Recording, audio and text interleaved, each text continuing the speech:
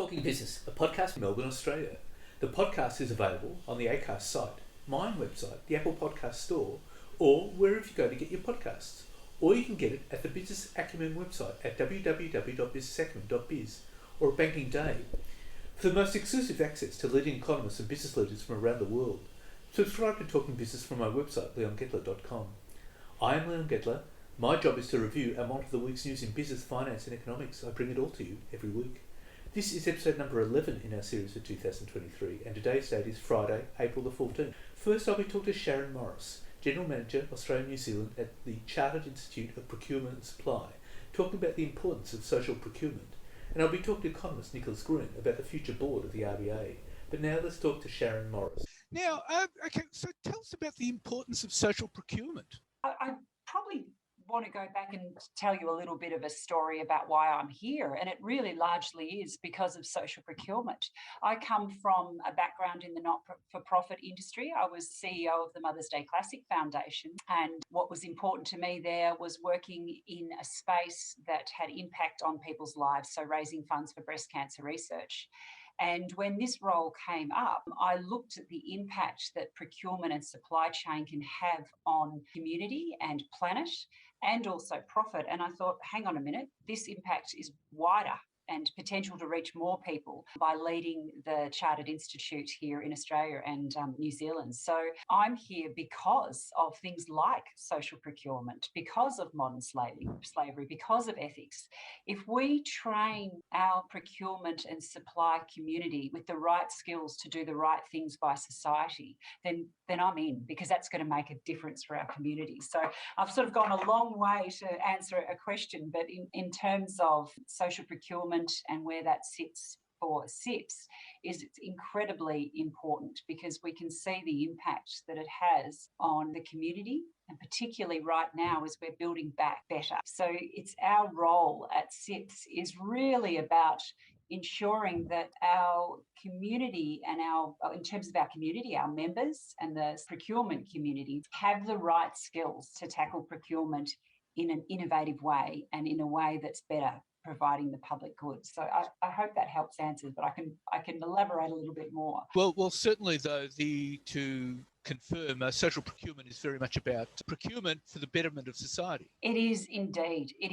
So that's that shared value or that social value that we refer to that goes beyond the goods and services being provided. It's about that impact that's really focused not just on profit, but it's really relevant also to people and planet. And I think that's probably what's most significant, and particularly why the Chartered Institute of Procurement and Supply has partnered in a social procurement research, because it's really our purpose to ensure that our procurement and supply chain management professionals, that they and their procurement functions have those capabilities to really deliver sustainable goals for their organisation. Now, just expand on your point. Who are the members of your organisation? Yeah, good question. So the members come from both procurement and supply chain management. We're a global network, and they largely are people working in procurement and supply. So that could be someone at a tactical level right through to that more senior strategic advanced professional. And we have membership. The MSIPs is probably the highest membership in terms of the standard,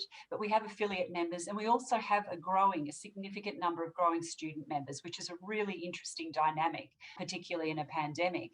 And we're seeing more and more people turn to actually getting professionalised in procurement and supply. Now, the issue, I guess, for a lot of them is how to track their social outcome goals. Would that be right? Yeah, I think that is an issue. I think measurement is something that's definitely come up more often than not, and a lot of conversations happening around procurement and supply community about how to track it, because some of those elements are really hard to define. But I think also it's a growing awareness from the whole of organisation and from procurement and supply professionals that need to understand and measure that value is certainly the challenge. That's the challenge point that we're at right now.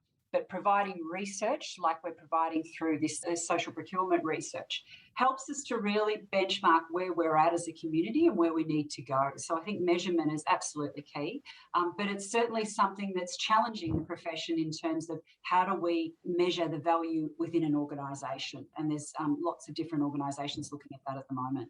There would be a whole lot of communication issues, wouldn't there, in your organisations in terms of language issues and different ethnic groups, etc.? In terms of working with social enterprises? In terms of working with social enterprises, yes. I'm not sure that they're the greatest issues. I think probably the way that we do business traditionally in terms of our tenders. They're quite complicated processes. There's many boxes they need to tick. The volume of a social enterprise, they may not be able to deliver a volume that a corporate brand requires. So what the challenge is that we need to think differently. We need to go into partnership with various social enterprises. We need to work with our suppliers. We need to engage and talk to our suppliers, what their challenges are, and help them meet that. So definitely language and could be a barrier, but I think it's deeper than that, because you can have a conversation and you can understand each other. It's those processes and procedures that we need to help them overcome to be able to provide, and that organisations can procure from them. What role do digital technologies and process improvement take in this? Probably not my expertise in terms of the digital side of things. I think the more, probably not in respect to the social procurement survey. It's probably something that I couldn't answer on. But you'd also have to work with different levels of government to understand the risks and opportunities, wouldn't you? Yes, it's government that are actually driving social procurement. So, and what this research has shown us, that the motivation for social procurement is their reputation and the demand from stakeholders. But the fact that it's being regulated is huge. So here in Australia, the Indigenous policy of 3% spend, agency spend on Indigenous business, and also the New Zealand government also have mandated 5% on Maori and Pacifica businesses as well. So I think that's been huge, and I think then that will then drive what's happening elsewhere. But I also think the corporate sector, and that speaks to the results of the research, the corporate sector are seeing what their reputation and their stakeholders have on working, in them demanding that they work with local communities and social enterprises, then I think that's a big shift as well. So it's not so much all the different levels of government, it's actually government driving the change, which is really, really important. How significant has COVID been in all of this? How much has it driven much of this? Yeah, really significant. So what we've found is a lot of the offshore business has been shut down. So we've had to find alternatives during the pandemic with the borders closing. So what's that done is it's really driven the focus on, well, what suppliers have we got locally? And I think that focus has even been broadened, because we're also wanting to build back better. We're wanting to support our community and see it thrive. So people have really turned their attention to looking at how we can get social enterprise businesses, how we can work with them to be able to not only invest in our local community, but also get products in for our supply as well. So I think that has been significant, and it's certainly a way that government is focusing their energies in being able to improve the community and the economies in their community by looking inwards and seeing how we can work together that way. I think certainly COVID has changed the mindset, hasn't it, of governments and communities? Hasn't it? Yeah, absolutely. It's forced us to think differently. We just don't sort of sit back and find the cheapest product. We actually look at value not being the cheapest product. We look at value as to what it can bring back to the community, to the planet, but it also can help our bottom line. And that's what social procurement does, particularly in an environment or a situation where we're really faced with lots of economic challenges. If we can support a local social enterprise and that money that's going to support them then be flowed back into the community, it really is a win-win. I mean, COVID will be around for some time. I would imagine it will continue to be around for some time. But using some science fiction here, by any chance, COVID gets managed sometime down the track, maybe years from now, will that still have an impact? Will that still have had an impact on procurement?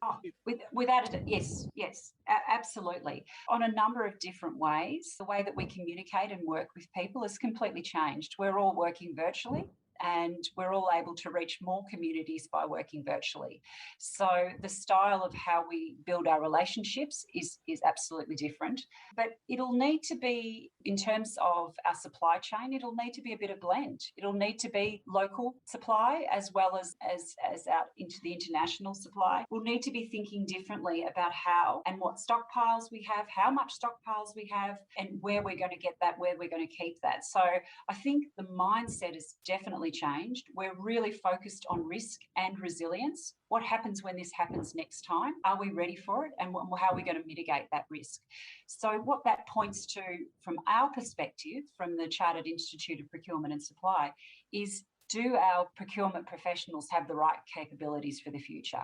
Because they need to think about risk. They need to think about value not being priced. They need to think about, mitigating that and being really resilient for the future. So it's some new skills that we're bringing in to the profession as well as a new mindset. And I would imagine as time goes on, we're going to see more skilled procurement specialists coming in as a result. Oh, absolutely. So in Australia and New Zealand, we're a fairly small, probably fairly immature profession in that it's not as widely known, but it's growing. And what we're seeing is after the pandemic or during the pandemic is the profession has really been amplified because it's critical. We need toilet paper. We need all these different supplies. So people have realised, there are people that do this.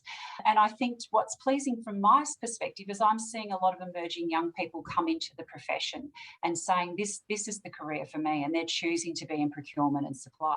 Our role is setting the standards. So we have a global standard, and that standard is to reach MSIPs. So it's almost like your accounting CA or CPA, that there's a standard for the profession so that we know if we give people the skills to MSIPs, they've got the right foundation. So we're seeing students come into this pathway, which is really exciting. And so in time, procurement specialists will become specialist occupations and specialist professions. Well, they already are. They absolutely already are. So, we've seen it. We've got a membership community across the region.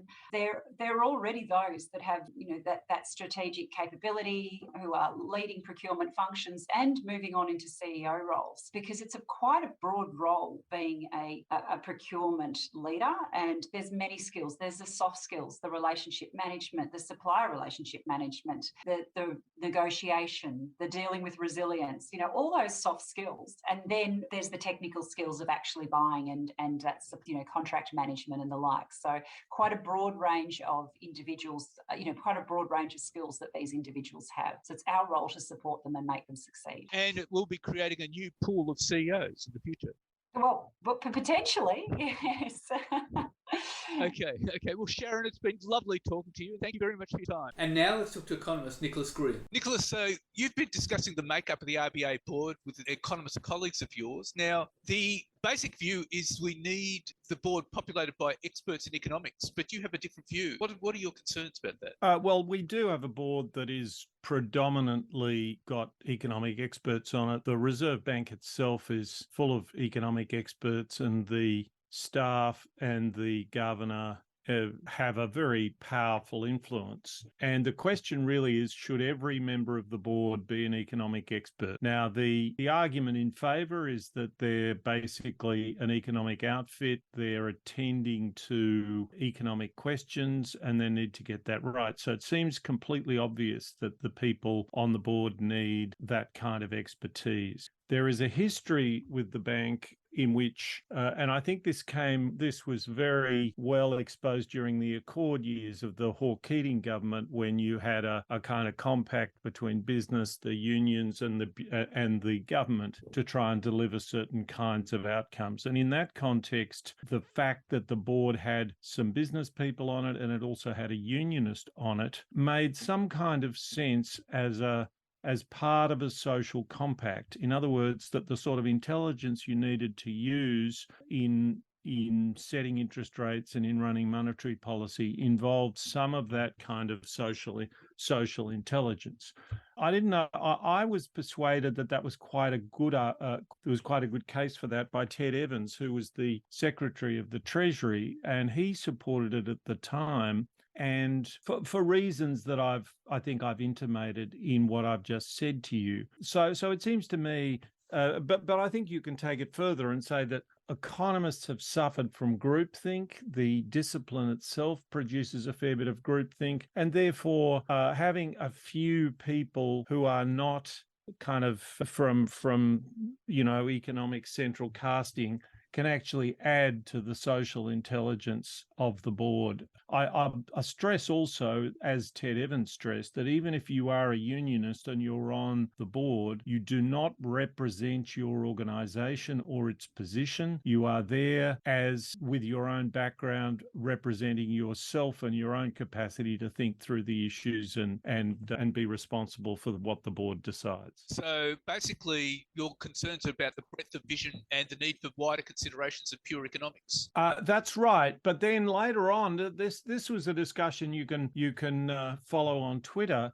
Later on, I came back to the discussion because I found a way, I thought, to express my concern. And I said, and so I tweeted this to all the people, many of whom were orthodox economists who were kind of aghast at what I was saying. I said, I finally come up with at least one criterion I know all us rational, evidence-based folks can agree on regarding RBA board members. At least a certain number should be people who didn't fall for the line that just before the global financial crisis, we were having what was called the Great Moderation. So people like Alan Greenspan, lots of economists believed that what was happening is we'd had an unparalleled record of growth, and that was partly because risk was being more effectively distributed throughout the economic system. That was complete baloney, as it turned out in hindsight. And in fact, what the system was doing was that it was concealing from itself the fact that it was concentrating risks. And that was, in fact, what happened in the global financial crisis. So what I was trying to say was that experts are far too overconfident, particularly experts in economics, and that if we really want to take this agenda seriously, I don't particularly want to argue for the historical state of the world in which there was a unionist and a business person or several business people on the board, but I do want to say that the whole idea of a board is for there to be some social intelligence, some back and forth, some contrarianism, and so that we get better thought through decisions. And I think it's been a big problem for the bank in the last decade or two. Groupthink has been a big problem. And that is, I think, what should be in the centre of our minds when we think about who should be on the RBA board. But you think that raises larger questions about forecasting. What are they? So then I start thinking to myself that there is I'll use the word scandal there. I think it was 2015. I think it was in 2015. The Philip Tetlock published a book called Super Forecasting. Now, here's a guy who had shown in a previous book that experts added very little to well-informed amateurs when it came to making predictions about the world. This is true of predicting things like whether the Berlin Wall will fall, but it's also true in economics. And his next book tried to ask the question, how do you produce people who are good at forecasting? And he produced a list of the characteristics of good forecasters. I'll just read some of Philip Tetlock's psychological profile of a really good forecaster. That is a person who's really good at thinking about what's going to happen in the future, the sorts of risks that are in front of us, and so on. They are curious, humble, non-deterministic. In other words, they're aware that there are constant surprises, that life gives us constant surprises. They're actively open-minded, intelligent and knowledgeable with what he calls a need for cognition. That is, they recognize things they don't understand and they start to try to scope them out and try to either work out the extent of their ignorance and also to chip away at that ignorance to learn a bit more. They're reflective, introspective and self-critical. They're numerate, pragmatic, analytical, I could go on. Are those things taught in economic schools? Not particularly. Are they taught to economic forecasters in economic schools? They absolutely are not, I can tell you. So, and the scandal is that what Philip Tetlock has talked about has more or less passed economists by. This is even economic forecasters. I was talking to a reasonably senior person, probably at the top of the, I think it's, probably just before that you get into the senior executive service, or he may have been somewhat junior in the senior executive service. He was in Treasury. He was in the forecasting team, and I talked about Philip Tetlock's book on super forecasting, and I asked him what he thought of it, and he said, "What is that? That's terrible." And if you read Reserve Bank speeches, central bank speeches around the world, for these kinds of perspectives, they're very thin on the ground. And that's the sort of thing that I want to bring more into economics and should be brought more onto the Reserve Bank board. And in fact, on all the central banks around the world. Exactly. So, because those skills that you mentioned are not that much seen. No. And they're not skilled. What is taught in an economic school is a pile of techniques. And in fact, you can pass your exams and you can even get articles published and you can become quite a successful academic with the application of those techniques, even if they're applied in the wrong circumstances. And while one remains oblivious to the wider questions about, is my particular expertise here shedding much light, or are there other considerations I should be bringing into my analysis to be more aware of what I know and what I don't know. And in fact, I'll just conclude by saying, who are the forecasters who've got this right? Weather forecasters. Weather forecasters have got about 3 times better in the last few decades. Economic forecasters have got no better at all. And why? Well, part of the reason, an important part of the reason, is that every forecast that a weather forecaster gives you is a probabilistic forecast, one of Tetlock's commands. You don't hear from a weather forecaster, it's going to rain tomorrow. That might be what you hear, but what they say is there is a 75% chance of rain tomorrow, and that gives you a way of working out how good they are, because you look at the chances and you compare how many times when they said it was a 75% chance of rain, did it rain? You backtest all this stuff, and so you learn about the limits of your knowledge. Okay. And economists are amazingly bad at this. Well, Nicholas, that is quite enlightening, and thank you very much for your time. Thanks very much, Leon. So what's happening in the news? Well, the International Monetary Fund trimmed its global growth outlook and warned recession risks have grown on tremors in the banking sector. The IMF now sees global economic growth at 2.8% in 2023, slightly below its estimate of 2.9% in January. Risks to the outlook are squarely to the downside, the IMF said. Much uncertainty clouds the short and medium-term outlook as the global economy adjusts to the shock of 2020-22 and the recent financial sector turmoil. Recession concerns have gained prominence, while worries about stubbornly high inflation persists. There's been a recent crisis of confidence in the banking system. Silicon Valley Bank and Signature failed after a run on deposits last month, while other specialist lender Silvergate was forced to wind down operations. Overseas, Credit Suisse was bought by rival UBS after concerns around the Swiss lender's health. There is a significant risk that the banking turmoil will tighten global financial conditions more than anticipated, which would further weaken business and consumer confidence, the IMF said. Additionally, the Federal Reserve has continued to raise interest rates in a bid to combat inflation, and some economists have warned that its aggressive stance has raised the odds of a recession. And Tupperware, the US maker of food storage containers, has warned that it could go bust unless it can quickly raise new financings. The 77-year-old firm said there was substantial doubt about its ability to continue as a going concern. Tupperware has been attempting to reposition itself to a younger audience, but has failed to stop a slide in its sales. Neil Saunders, Managing Director of Retail at the consultancy Global Data, said Tupperware has failed to change with the times in terms of its products and distribution. Mr. Saunders said it was doubtful whether Tupperware could do enough now to turn itself around. He said if the company had made changes 10 years ago, such as selling in shops or through wholesale, it may be in a different position now. However, the brand name is still well known, he said, and the company could appeal to a retail giant such as Walmart, which used to own Asda, or even Amazon.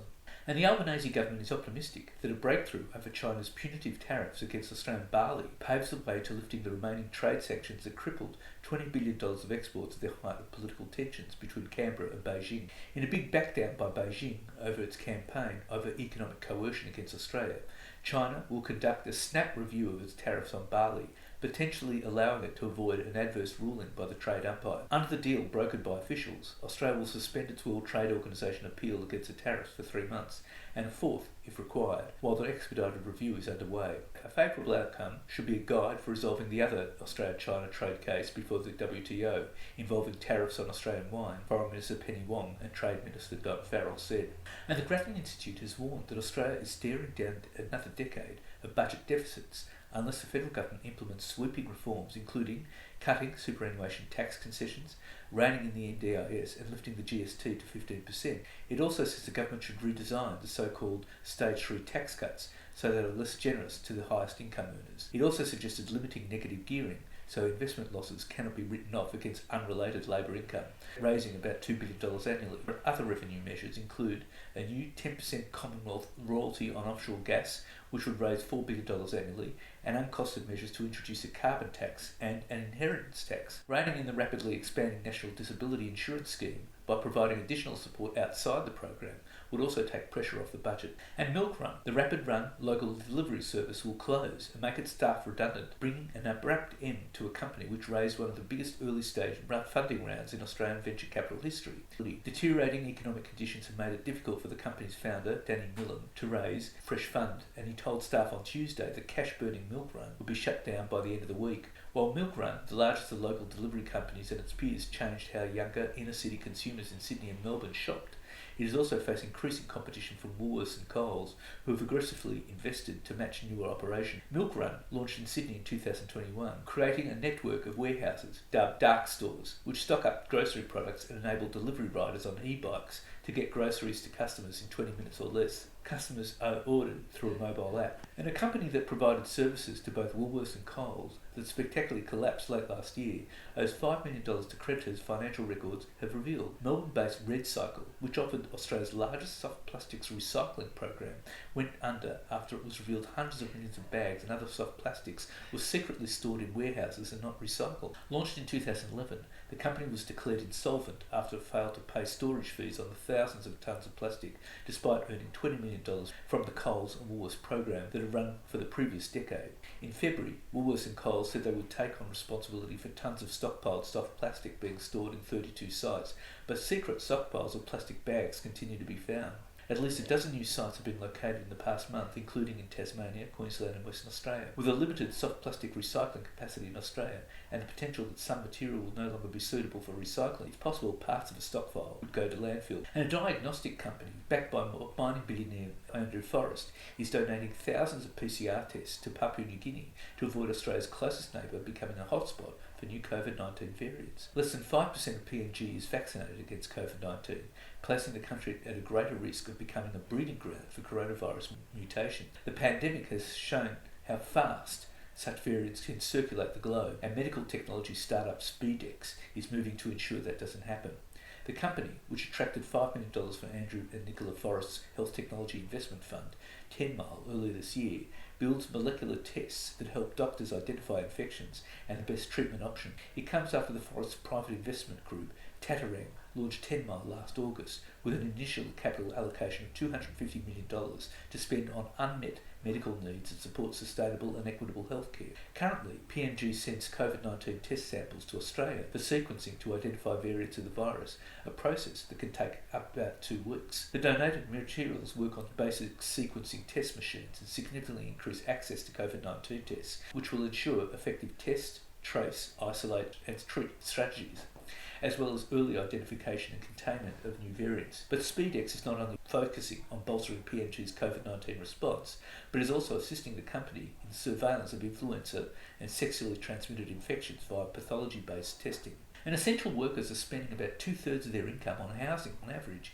as a housing affordability crisis prices them out of their communities and exacerbates staff shortages across Australia. New analysis has found early childhood educators, aged care workers and cleaners are among the hardest hit, as they are being forced to spend more than 3/4 of their income on average on renting a place to live. The Coalition of Welfare and Housing Advocacy organisations behind the Everybody's Home campaign has released a new paper comparing data on rent against the full-time award wages of people in 15 essential worker categories who are living alone. The Priced Out report says essential workers have lost an average of 6 hours from their weekly income to rent increases, which works out to a loss of 37 days' pay each year since before the pandemic. Typical unit rents across the country have increased by 31% over the past 3 years, from $372 per week in March 2020 to $489 in March 2023. People on the lowest award rates are now being left with only $20 a day after paying rent, based on the capital city average, according to the report.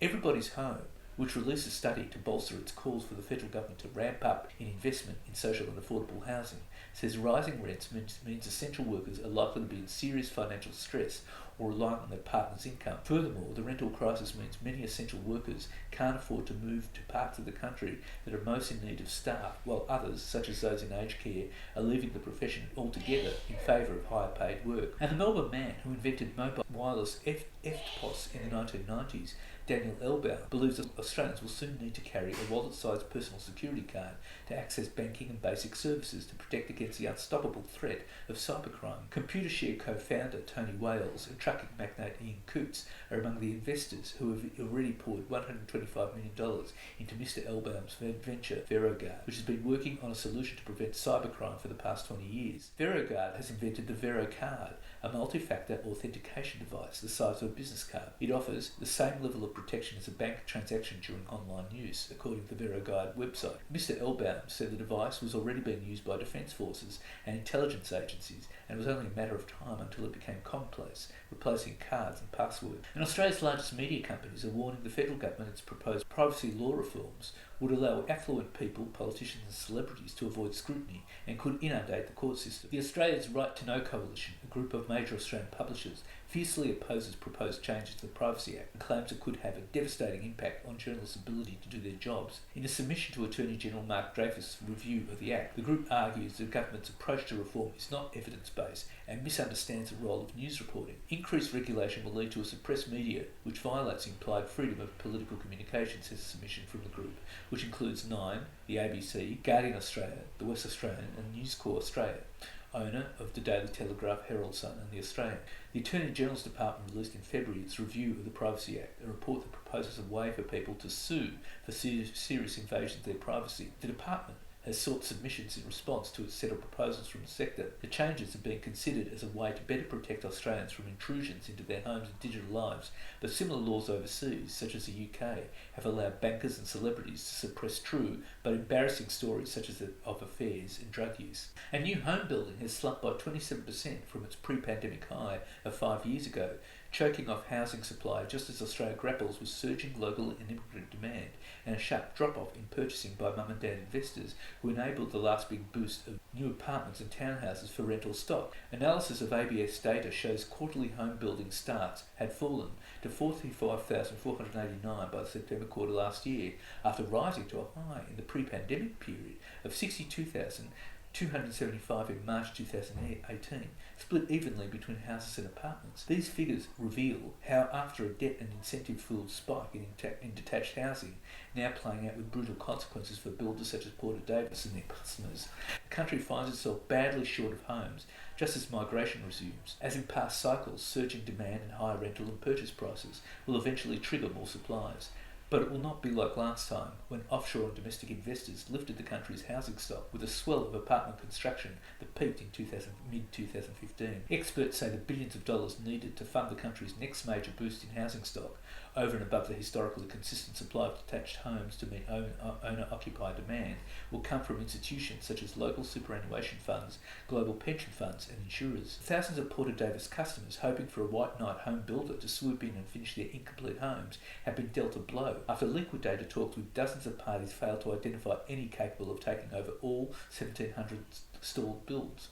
Liquidators have rejected as not credible a left-field offer from a would-be white knight to buy collapsed construction firm Porter Davis Home Groups. Melbourne businessman Amit Milkrun, who was chief executive of MIG and Sons, revealed on Sunday that he had submitted a bid to purchase Porter Davis, which went into liquidation last month, leaving about 1,700 projects in limbo in Victoria and Queensland, with another 779 contracts signed.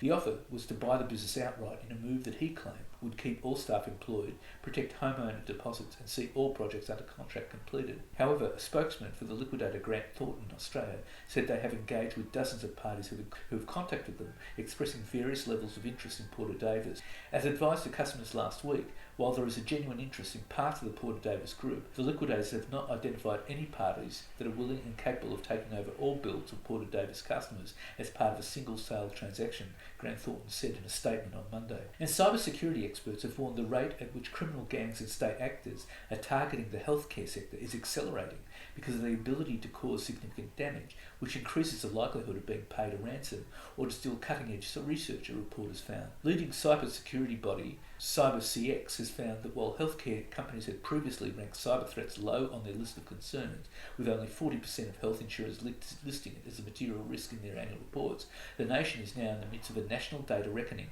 following high-profile data leaks at Optus and Medibank.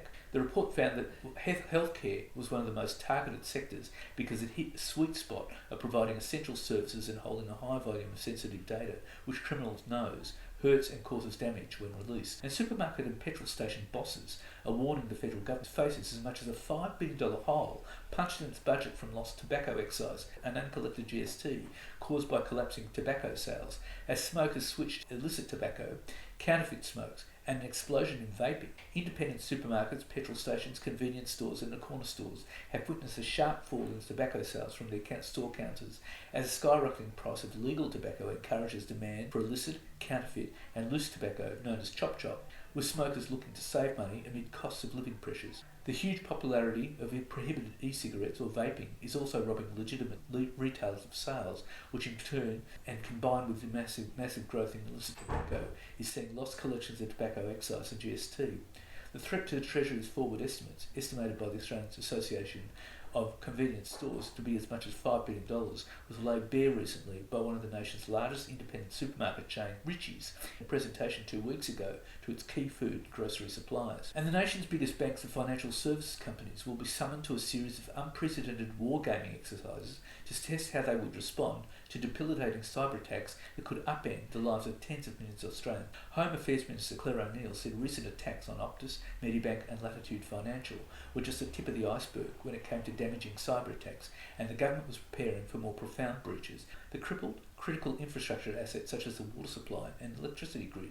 O'Neil said the government had begun a series of cybersecurity exercises with the banking and finance sector because of its importance to the functioning of the economy. The government ran a 3-hour tabletop exercise with representatives from the Reserve Bank, Australian Securities Investments Commission, Australian Prudential Regulation Authority and Australian Federal Police last month to examine how they would respond to attacks involving the threat of sensitive data and encryption of information technology. Similar exercises will be held with individual banks before the government moves on to the aviation sector and other critical infrastructure network. And that's it for this week. And next week, I'll be talking to Mark Fazio, the co-CEO of Mate, an independently owned Sydney-based challenger telco provider that has taken on the big players in the industry through great customer service and exceptional value for their customers. And I'll be talking to Indeed economist Callum Pickering about the latest unemployment figures. In the meantime, you can catch me on Facebook, Twitter, Instagram, LinkedIn and YouTube. And if you want, leave a comment. For the most exclusive access to leading economists and business leaders from around the world, subscribe to Talking Business on the Apple Podcast Store or on my website, leongettler.com.